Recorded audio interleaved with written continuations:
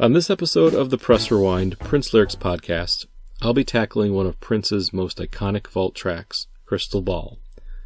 This is the song that was supposed to be the title track to a proposed and submitted 3-disc set in 1986 that was ultimately rejected by Warner Brothers for its length, which caused Prince to reconfigure the project entirely. Therefore, he made the bold decision to remove the title track off of the album and call it something completely different, Sign of the Times.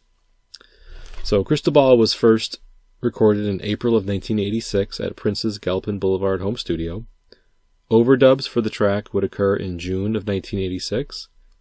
Claire Fischer's orchestra was asked to provide arrangements for the song in August of 86, and shortly after, Prince whittled the 10.5-minute song into a 3.5-minute 7-inch mix, likely for future single release. The 10.5-minute version was finally and officially released on the 3-disc Crystal Ball project, which was a collection of vault material Prince put out in 1998, and the 7-inch mix was included on the Sign of the Times Super Deluxe release from 2020. The version of Crystal Ball without Claire Fischer's orchestral arrangements has not officially seen the light of day as of 2025, but you can find a leaked version on YouTube, and even then I'm not entirely certain that it's the original full-length version that was even longer than 10.5 minutes. There might be some other versions out there that I'm just not familiar with, but I will link in the show notes on my webpage the version that's currently circulating on YouTube, but whenever you listen to this, and if you click the link, it may or may not be gone, as these things, unless they're officially released versions of these songs, sometimes they get flagged and removed, so who knows. On the various configurations of the proposed Crystal Ball album from 1986, the song was meant to kick off side 3, so that the first song on the second record of a 3-record set. And on the 98 Vault Project release of Crystal Ball, it was the first song on disc 1, so it didn't match the same position on the track listing from 1986 to 1998. One was supposed to be a cohesive release of current material, the other one obviously was just a collection of vault material ranging from the mid to late 80s all the way up to the mid 90s. So there's a lot of lore to this song and a lot of history. Fans seem to appreciate the song's structure, the way that the song moves from section to section, a la Bohemian Rhapsody or A Day in the Life kind of track with different movements. And of course the lyrics. What exactly is a crystal ball in the context of this song? What did Prince say about the song in the liner notes for the album in 1998? His comments were, "The song Crystal Ball was written in a deep blue funk depression as Prince pondered his future in a music business that had become more business than music. His only solace during this time was his continuing search for a soulmate. All that matters is the love we make tonight. The notion of making love during the apocalypse was an interesting notion to us at the time." Susanna Melvoin lends her voice to the track, and Claire Fischer arranged and conducted the orchestra. All other noises are made by Prince. And actually, this was virtual liner notes for Crystal Ball, not the actual liner notes, but the virtual one. So it's a bit more, there's more to it there, and provides a bit more context around and the framework for what the song means. So let's get into the lyrics. The intro is, "Expert lover, my baby, have you ever had a crystal ball?" So at the expert lover, if we're just kind of breaking what that means, breaking down what that means. I mean, he was dating Susanna Melvoin, obviously at the time. She was on the track. Her vocals could be heard in the background and in some cases forefront during some spoken word sections. So is he referring to her specifically, or just calling the lover of the song, his lover of the song, an expert? Obviously we don't know if he's actually referring to Susanna, or if he's just, writing a fictional story where this lover of his is an expert girlfriend, an expert at romance, at sex. Have you ever had a crystal ball? Now, I can't really answer the question about what he's exactly referring to here in the song. I don't know what that even is in the context of this chorus and, the intro. Is it a drug? Is it a reference to a sex position? Or a vague sex encounter? Maybe it's just a play on what a crystal ball actually is. I mean, we know what it is. It's most commonly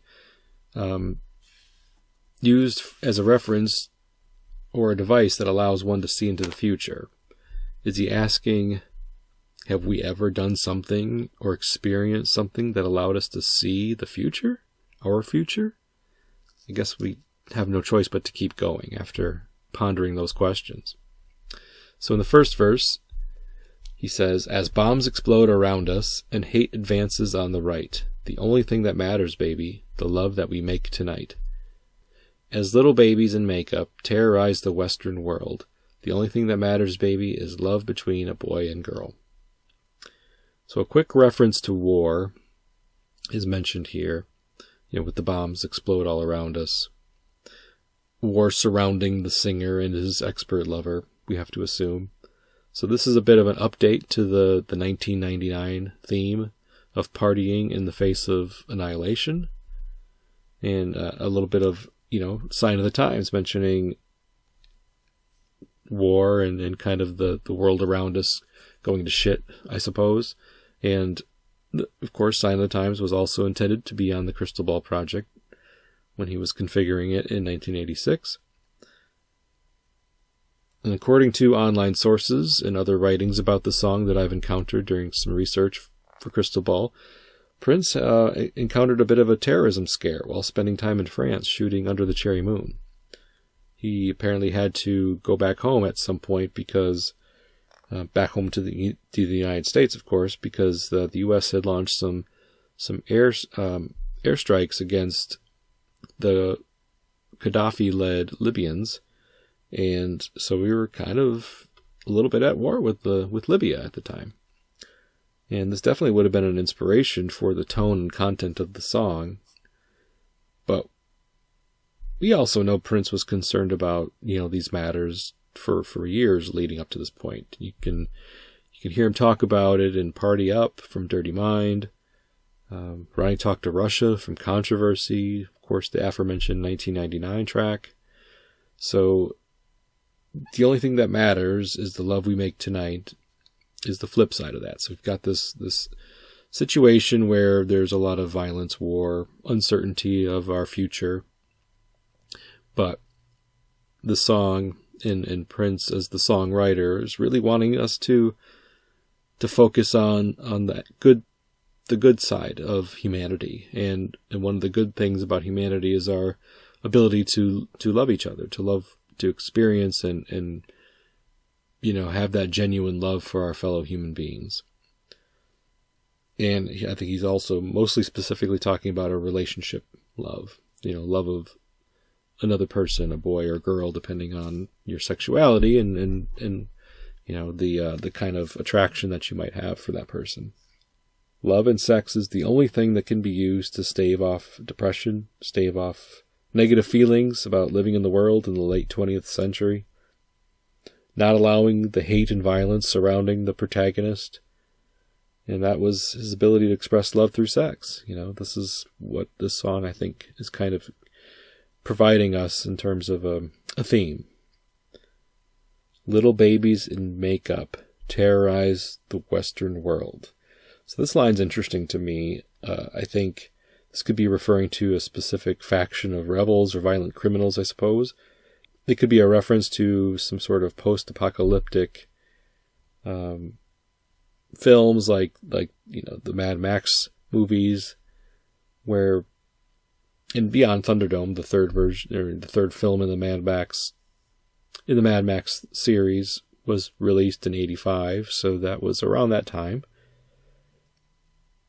There were young children involved in that, kind of wild children trying to survive. The whole line about, makeup just could be a reference to somebody who's really dressed up quite garishly, I suppose.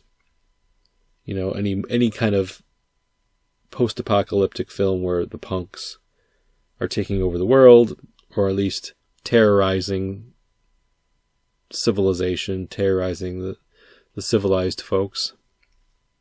Humanity and civilization has kind of crumbled at this point, and everybody's just kind of going out for themselves and not really worried about any consequences to their actions. The Wild West, so to speak, but more in a futuristic sense. And the rebellious attire, wreaking havoc, could be what he's referring to here. I think Prince is just painting a picture of a world where even the children can be considered dangerous. Then we get to the chorus. Expert lover, my baby, have you ever had a crystal ball? Undercover, no maybe. All for fun, fun for all. Kind of already talked about the expert lover, have you ever had a crystal ball, since that was part of the intro. So the all for fun, fun for alls is really just kind of a take on the all for one, one for all saying popularized by the Three Musketeers novel from the mid-1800s. So instead of being all for one, one for all, we're now just looking to have fun. Trying to enjoy whatever's left of our time here on Earth is what I think that potentially means. Verse 2, I can't remember my baby's voice, 'cause she ain't talking no more. Only the sound of love and prayer echo from the yellow floor. She's saying, Dear Jesus, save us from temptation, save us from hell. Save us from the madness that threatens us all. Can you hear us? It's hard to tell. In your name we pray. So things seem to have turned south a bit since the first verse. Not that the world was in great shape at that point either, with bombs exploding all around us. But he says his baby isn't talking anymore. So does that mean she's not really talking to him, not really communicating to him, or is it a literal not talking, like she's just gone silent?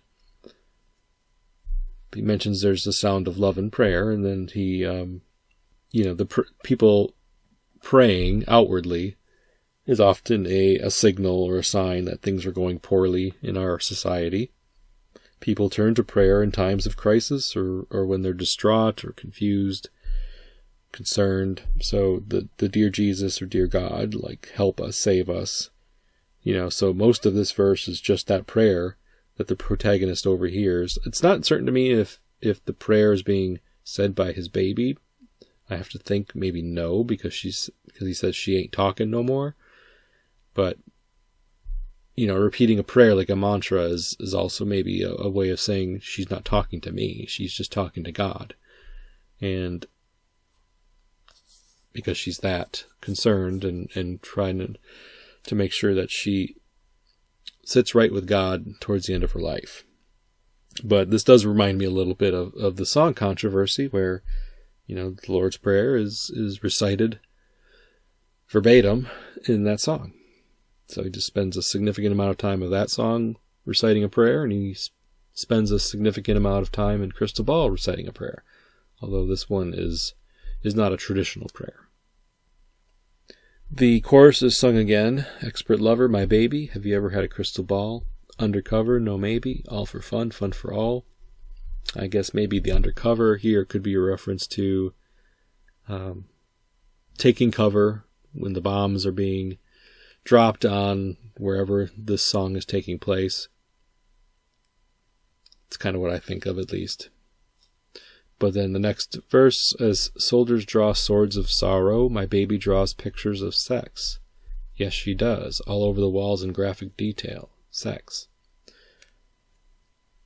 So I think this is potentially inspired by the murals that Susanna was drawing on the studio walls of Prince's Galpin Boulevard home studio. I think there's a story about her drawing some mural, or at least one mural, I don't know if it's multiple murals or not, that were very erotic in nature. I don't know precisely what was drawn, and maybe somebody has that information in their back pocket. I don't.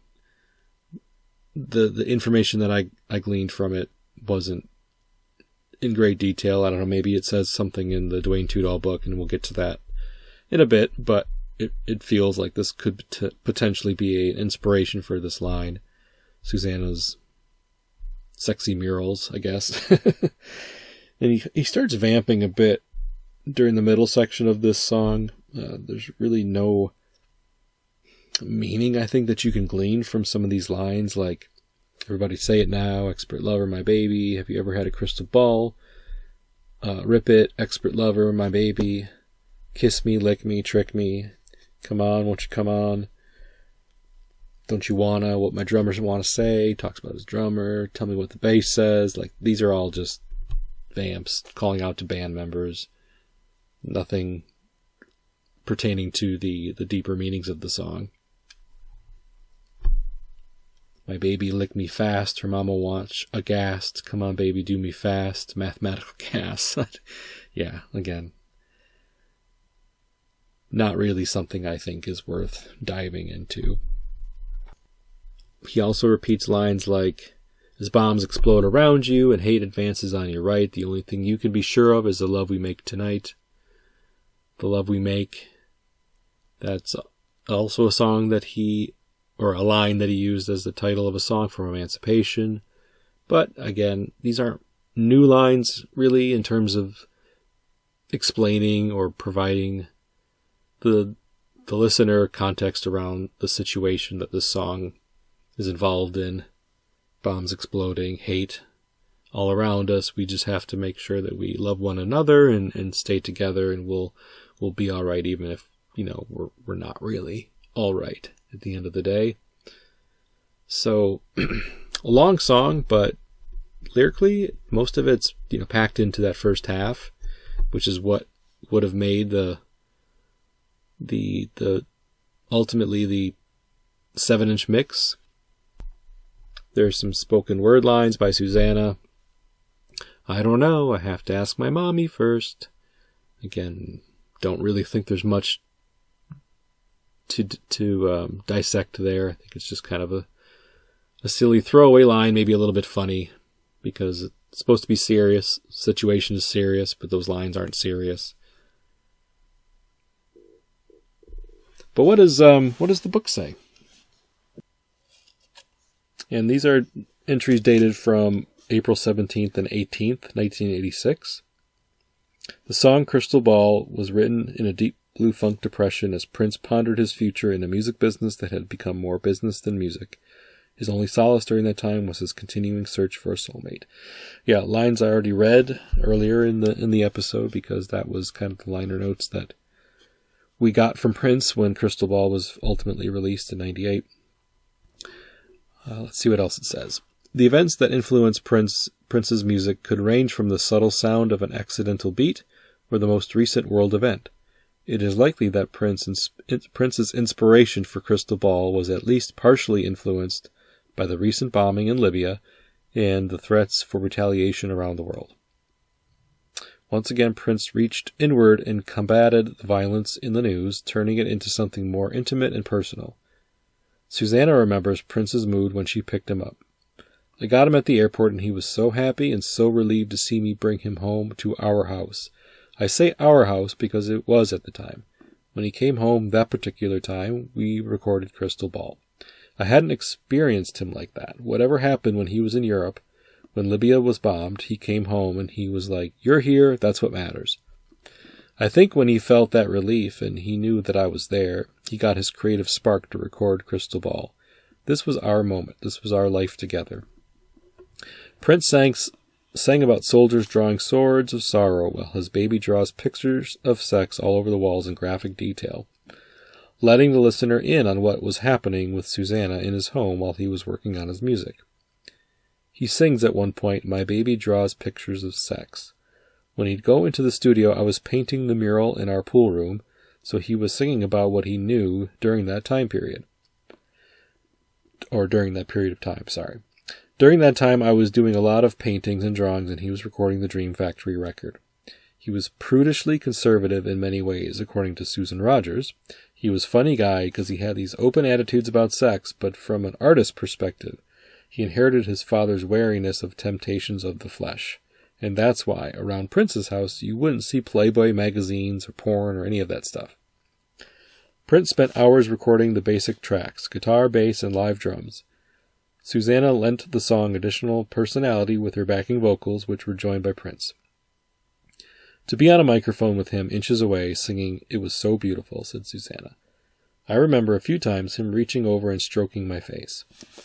One of the most interesting elements that were added on a future date, likely in June, were multiple layers of a recorder, a woodwind musical instrument that was often used to teach beginning music students. Wendy and I were like, "Can we put some recorder on it?" We had them out, remembers Susanna, because we were moving around some things and he said, "Put it on." Prince spent a long time working on the track. Eventually he'd record several instrumental overdubs and everything he could to bring this epic production to life, including a variety of sound effects ranging from water and sirens to bombs exploding, pelicans, cats, and traffic. Xylophones, choirs, and horns were likely recorded using either the Fairlight or the Mirage synth. Harriman recalls Prince's sense of humor about this track. He was tweaking a drum sound off the Lin, and I think Susan was probably cueing, so you're just hearing dun, dun, dun, and this is going on for minutes. It's more dun, dun, done. That's the beginning of the song, Crystal Ball. And the song is going on for minutes, and he just started laughing, and we're looking at him like, "What's so funny?" He said, "Okay, I'm actually going to put this on the record. I'm going to put a kick drum for 2 minutes only on the left-hand side, so everybody that's listening to it for the first time is going to be running around and checking to see if their speakers are connected." The spring had been fruitful, and Prince was starting to gather songs for his next project, Dream Factory, based around a track from the previous November. Among the dozens of songs he'd recently recorded, he found a handful that could work and set about reviewing them to see how they worked as a collection. During this session, mixes took place for Wonderful Day, The Ballad of Dorothy Parker, Strange Relationship, Sexual Suicide, Teacher Teacher, Lisa's Instrumental Visions, and the album's title track, which may have been also edited on this date. Okay, and then it starts talking about a lot of those other songs. The 12-minute version of Crystal Ball would be edited down multiple times, and a 7-inch version was prepared for release, but was withdrawn when the Crystal Ball project was reorganized into Sign of the Times. Claire Fisher would add a variety of instruments to the track on August 4th, 1986. The song was released on the Crystal Ball 4 CD set in 1998. I guess the 4th CD is The Truth. And on that collection, the drum intro is no longer than just on the left, but on both left and right. According to Morris Hayes, who played keyboards from Prince from 1992 to 2012, Prince remained proud of Crystal Ball years later. He had one of the engineers go down and get this song, Crystal Ball, out of the vault, and he brought it in and he just put it up and played it. And this song, over a period of time, just starts to develop with all these different things coming in. And I'm sitting there, and it's starting to evolve, and things are coming in, and Claire Fisher's string arrangements and all of this stuff. "Dude, this is cool. Who's playing drums on this?" He said, "I am." I said, "Okay, that's cool." And then the bass comes in, and it's got this crazy bass. I said, "Who's playing bass?" He says, "I am. I'm playing the bass." And so I'm like, "Okay, who's playing keyboard?" He says, "I am." I said, "So wait a minute. You're playing everything on this record right now, because it's just going, and it's changing tempos. It's moving around." And I'm like, "How are you doing this? You have to play the whole song because you can't play guitar and bass and keys at the same time." He says, "I see it done in my head. All the song is done in my head, so all I'm doing is executing. so I know all the parts I'm going to play before I play it. So he's playing the drums, knowing what's going to happen. He plays the bass and puts that down like it's going to. And I'm like, are you kidding me? So clearly Morrissey was very impressed with how Prince was able to record a song as complex as Crystal Ball all by himself. Awesome. Okay, so that's Crystal Ball. I think it's definitely one of, again, as I've mentioned, one of Prince's most iconic vault tracks. I mean, obviously it's no longer a vault track now that we've seen the song released in multiple ways back in the 90s and then as recently as 2020. Obviously the version from the 1998 Crystal Ball collection is the definitive version. It was the one that was released during Prince's lifetime, and it's the lengthier version. I mean, the 7-inch mix is cool to have because it kind of gives you an idea as a listener of how he was thinking this 10.5-minute sprawling, ambitious song could be truncated down to the length that is playable on radio, or a video could be made for MTV airplay. But, it's cool. It's cool, but it's definitely not the definitive version, and it's not I don't think, the preferred version of anybody who's familiar with this song. I've heard the version that has the longer drum intro, and there's some different aspects to it as well, very minor things that are different. And that's the version from YouTube that I'm going to link everyone to if they're curious or if they haven't already found it for themselves. But again, yeah, the 1998 version's the definitive version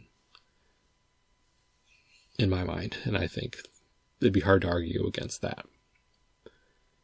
So, Crystal Ball, what do you all think about the song? Do you think it's a missed opportunity for Prince? Could this have been another huge hit of his in the 80s if it was ultimately released in 1987 as he had initially intended? Is it too strange to have been a hit? Is it more of an oddity and a cool footnote to the 80s? Is it a bit too timely?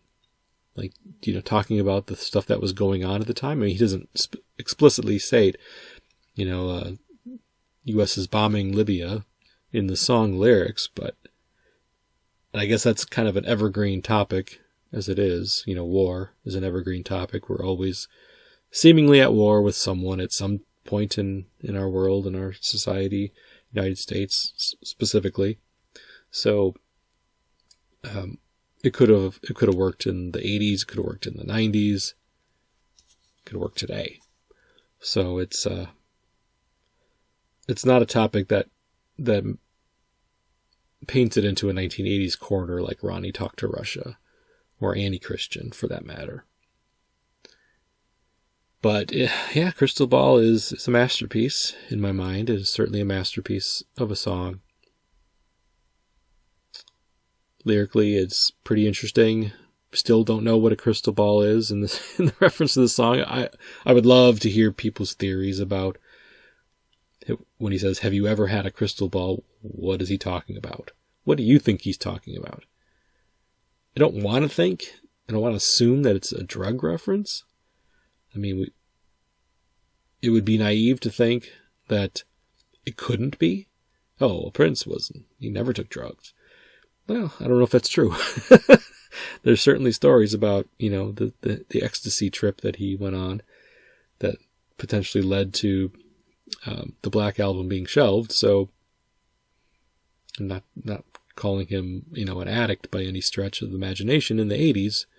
Not like, some musicians were deep into drugs in the 70s and 80s. I don't believe Prince was deep into it, but to say he'd never tried it or dabbled may be a bit naive. I'm not trying to get anybody in trouble here, but anyway, it's just an opinion. Just an opinion. No basis for fact. So do you think it's a drug? Do you think it's such a vague reference that it could be anything? Have you ever had a crystal ball? Could it be anything? Could it be a dance? Could it be reference to a party? But you would think he would word it differently. Have you ever been to a crystal ball? Have you ever done a crystal ball? Have you ever gone to a crystal ball? Using that phrasing would give it a lot more, be a lot more straightforward, I think. But have you ever had a crystal ball? Really keeps it open-ended, for better or for worse. I like that it's vague, and I don't know what it means. And that's where, again, I would ask the listener to offer their opinions. You can reach out to me on social media. I'm on X, Instagram, Threads, YouTube, or you can just email me through the podcast website, pressrewind.net. So I guess I'll wrap it up. This has been the Press Rewind Prince Lyrics podcast. I've been your host, Jason Brenninger. As I've already mentioned, social media and my webpage for the podcast. You can reach out and let me know what you think a crystal ball is in the context of this song. And until next time, thank you very much, and goodbye.